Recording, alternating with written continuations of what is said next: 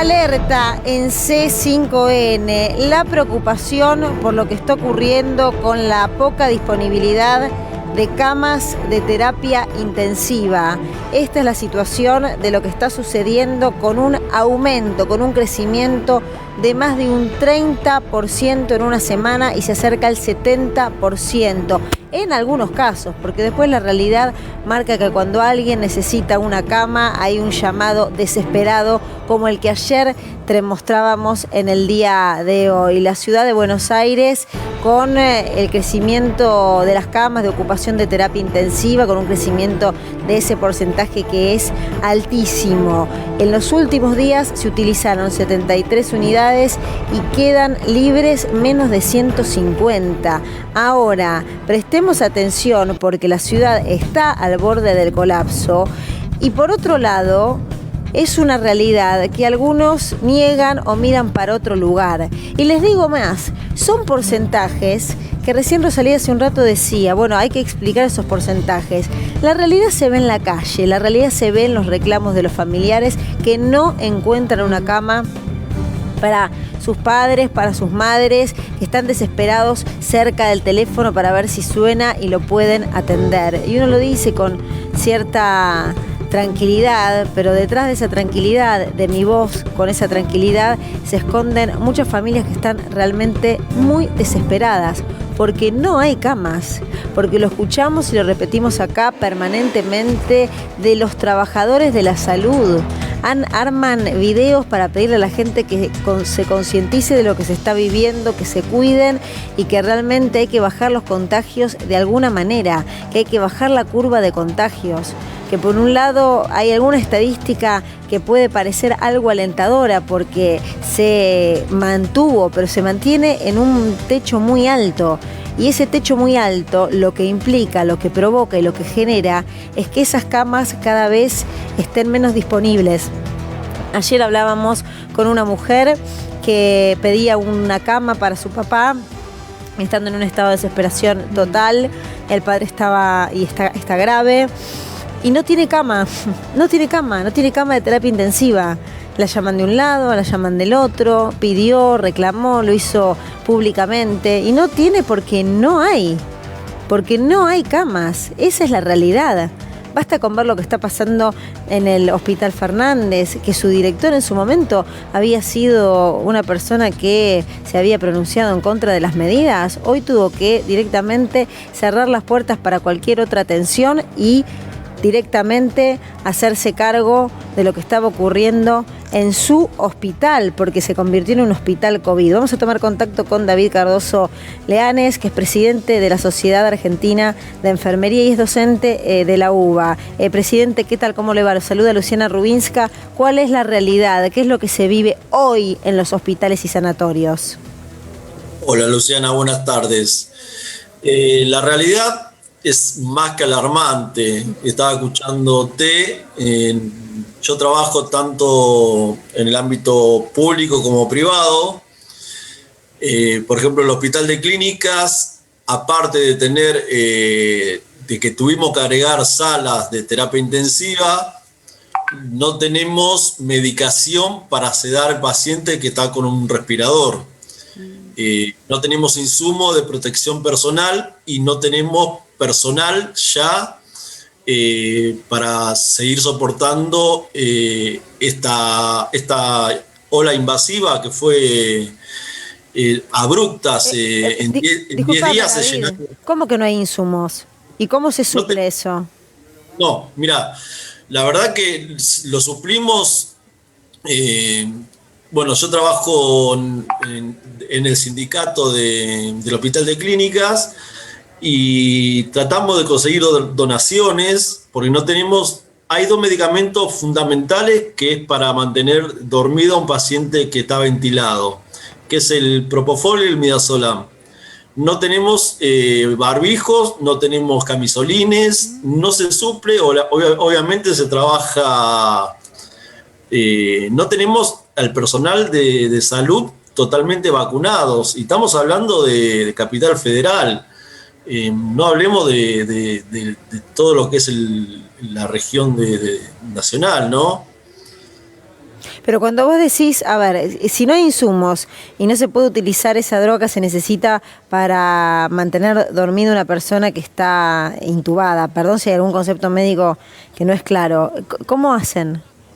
Mirá, se suple con otra droga, se suple con otra droga que se tiene que manejar con mayor cantidad. Igual nosotros tenemos, te estoy hablando de dos drogas que son fundamentales, pero tenemos,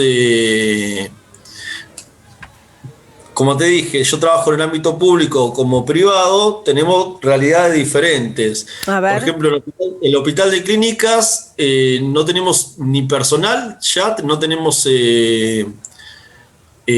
personal de enfermería, tenemos enfermeros que están atendiendo 18 pacientes, abrimos salas de terapia intensiva nuevas, donde no tenemos insumos de protección personal.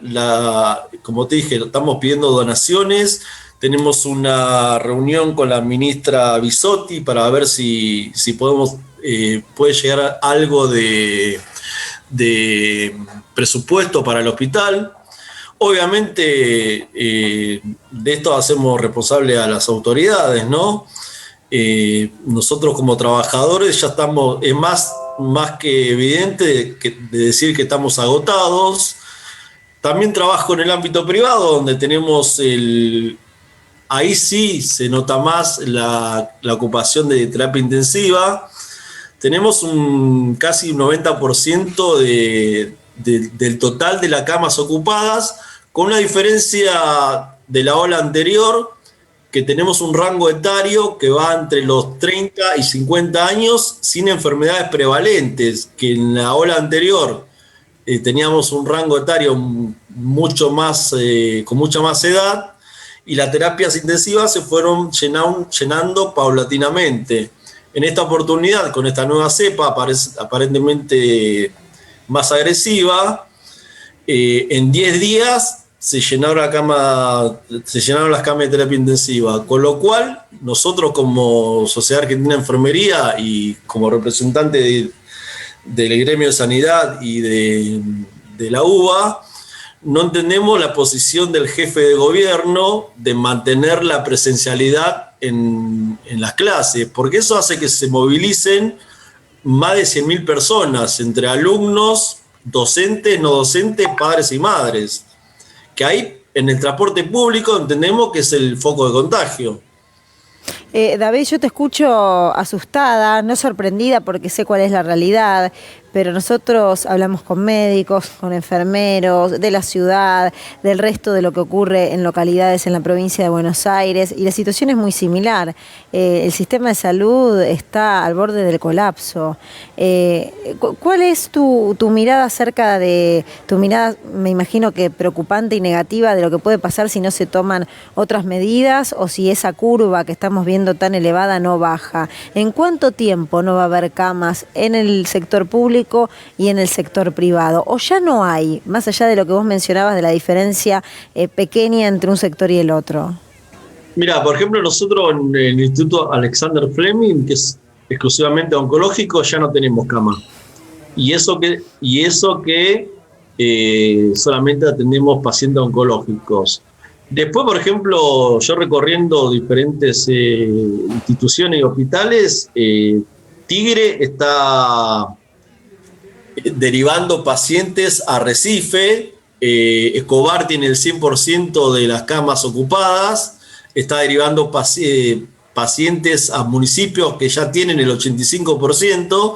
Yo creo que si no se corta esta afluencia de la presencialidad en la escuela, en menos de 10 días vamos a tener ese 5% o 7% que falta, que queda de ocupación de terapias intensivas, la vamos a tener totalmente colmada. Pero lo más preocupante es que no tenemos, se puede armar terapias intensivas, se pueden armar hospitales modulares, pero lo que no tenemos es recurso humano para atender esos pacientes. ¿Se entiende? Se entiende perfectamente. El recurso humano porque está desbordado por la cantidad de pacientes que se acercan, porque aparte imagino un sector muy agotado, muy cansado, muy abandonado, muy desgastado, pero muy desgastado. Se ve en cada rostro de los que están en la primera línea de fuego, de lo que vivieron, de lo que viven y de ese agotamiento. Y también de la situación que vos mencionabas. ¿Cómo puede ser que cuál es el porcentaje de enfermeros que están vacunados en la ciudad? El 60% estamos con la primera dosis y menos del 60% con la segunda dosis. En la ciudad de Buenos Aires estamos hablando. Por ejemplo, yo primero que todo quiero destacar el esfuerzo enorme que está haciendo el equipo de salud, todo el equipo de salud, porque cuando hablamos del equipo de salud parece que estuviéramos hablando solamente de médicos y enfermeros y nos olvidamos de que existen las mucamas, que existen los técnicos, que existen los administrativos, que están expuestos, que estamos con miedo.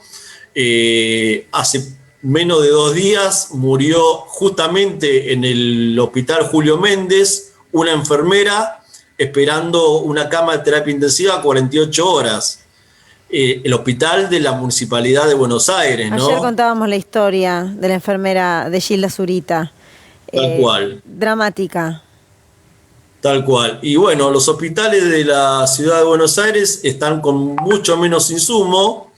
Los enfermeros que aparte, yo vengo denunciando que faltan 80.000 enfermeros en la Argentina y que eso atravesó todos los gobiernos, que los principales formadores de recursos humanos de enfermería hoy son los sindicatos.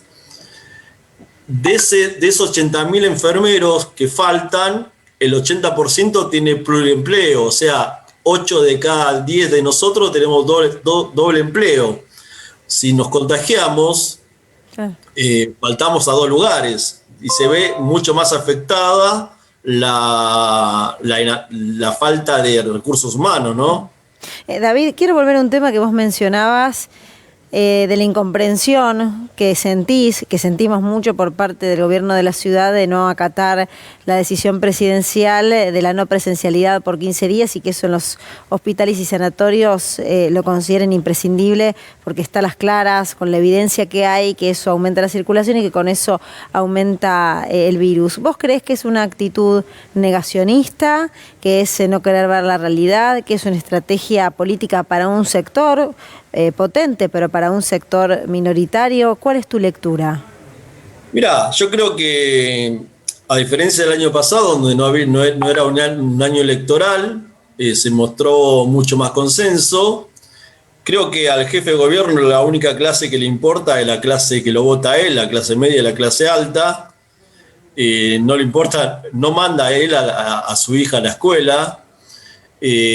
Claramente me parece que la dirigencia política tiene que sentarse y dialogar y buscar una forma de que primero de que se acate el decreto presidencial y después obviamente hay tracciones en los partidos políticos, me imagino que deben estar traccionadas ambas partes, pero politizar la pandemia y superamos los 60.000 muertos y tenemos en el municipio más rico de la Argentina la mayor cantidad de muerte por habitante.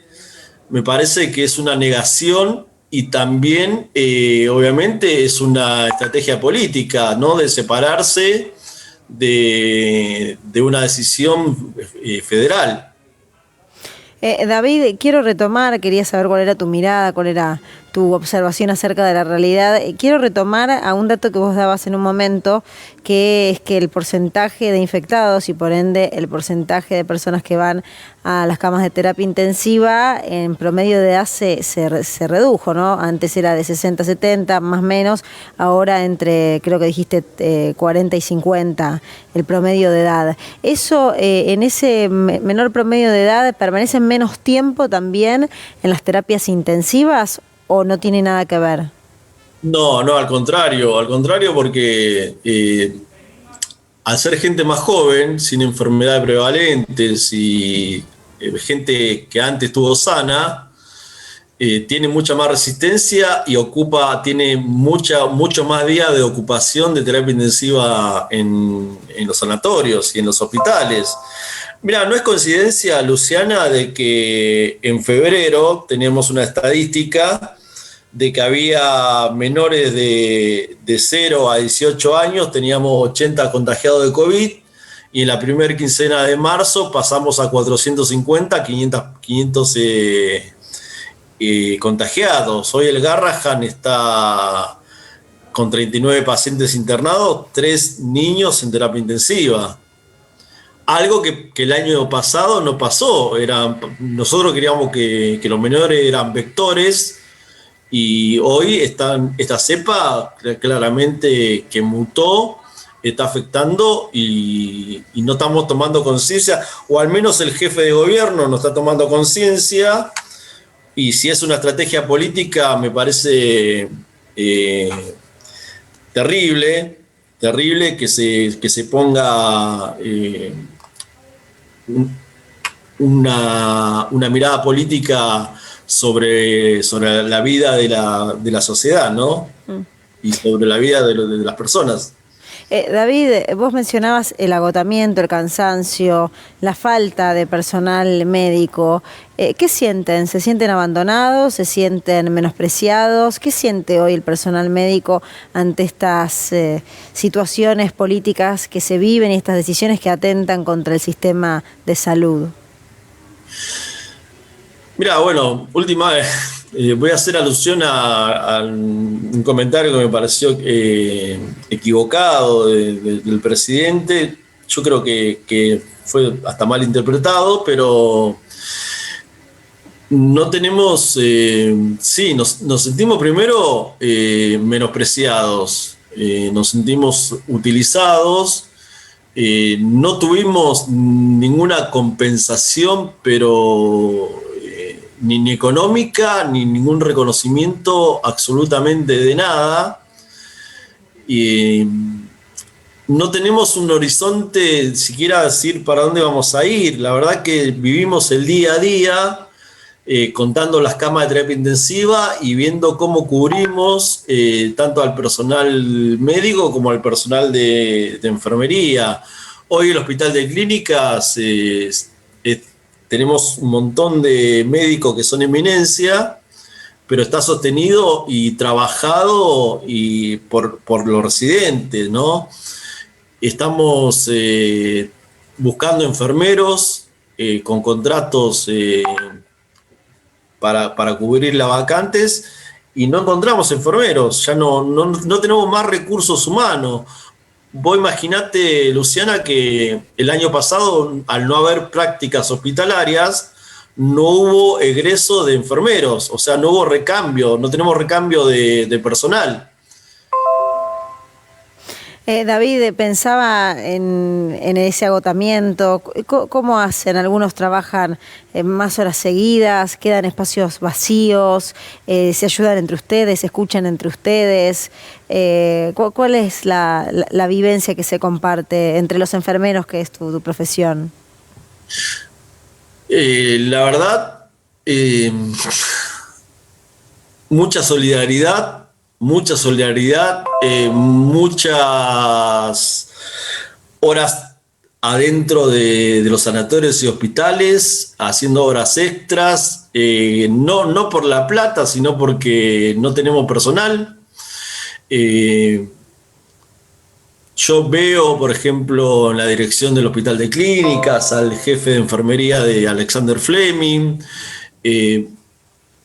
que son los lugares que yo pertenezco, ¿no? Y que puedo hablar con conocimiento, buscar todo el tiempo cómo reemplazar un turno, porque nosotros no hacemos horas extras, nosotros hacemos turnos enteros extras. A veces trabajamos 17 horas por día, con lo que implica trabajar con todo el elemento de protección personal. Estamos muy afectados y cada vez somos menos los que estamos en la primera línea de batalla de esto, que no entendemos que la sociedad siga negando y resistiendo como que si no pasara nada, cuando nosotros mismos tenemos miedo de lo que vemos y de lo que vimos, ¿no? De compañeros que han muerto, familiares de compañeros que han muerto porque han sido contagiados por nosotros mismos, de estar tantas horas expuestas al COVID. David, ¿te tocó presenciar alguna situación o escuchaste de algún compañero o compañera que vivenció una realidad en menor medida, por suerte hasta ahora en la Argentina, que es elegir a quién asistir, a quién mandar a terapia, a quién dejar en una sala que no es de terapia? Eso lo vivimos todo el tiempo en el hospital de clínica, Luciana. Todo el tiempo lo vivimos. En el hospital de clínica, como te dije, agregamos camas a una sala que era común, la hicimos terapia intensiva, y después tenemos la guardia, que no es un lugar para un paciente crítico, médicos que tienen que tomar la decisión si va a terapia intensiva o si va a la guardia. Obviamente con mucha menos atención personalizada, ¿no? O sea, con mucha menos atención de lo que debería tener en una terapia intensiva. Ya estamos en la instancia de que estamos... Eso es lo que nadie cuenta, la realidad que se oculta. Ya estamos en la Argentina en la instancia de que tenemos que elegir a qué paciente atender y a cuál paciente relegar la atención, o al menos minimizar la atención. David, no sé encontrar el término, es angustiante escucharte, pero lo que transmitís es la realidad, de una realidad que hay que ser conscientes y dejar de negar. La admiración por parte de muchos a todo el personal de salud que día tras día y en condiciones adversas y sin lo que requiere la atención y el material necesario para poder estar trabajando, dejan su vida en esos lugares, dejan su vida para atender a los demás. Gracias.